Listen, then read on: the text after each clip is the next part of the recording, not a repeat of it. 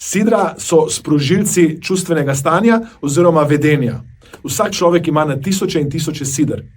Sidro vas lahko vodi v vedenje, ki je za vas koristno, in hkrati vas tudi sidro vodi v vedenje, ki ni koristno. Naprimer, ko vidite rdečo luč v semaforju, brez da razmišljate, pritisnete nogo na zavoro, zažlajfate po domače. Ko vidite zeleno luč, pritisnete nogo na gas in greste skozi križišče. Sidro je lahko tudi zvok vrtalnega stroja, ne vem, se točno tako reče pri zobozdravniku.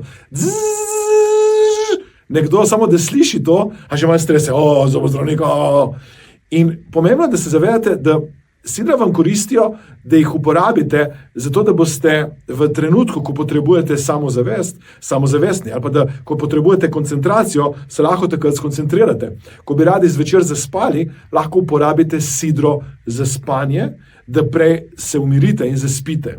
Torej, vedno, ko bi radi pohitrili določeno čustveno stanje, ko bi radi doživeli določeno vedenje, sprožite sidro, ki ste si ga s pomočjo NLP tehnik ustvarili in s tem sidrom potem na nek način upravljate svojim vedenjem, svojimi čustvenimi stanji, ali pa, če potrebujete sidro za nekoga drugega, nekomu drugemu pomagate, da hitreje prej se skoncentrira, zmotivira, odpravi neželene strahove in doseže želeno vedenje.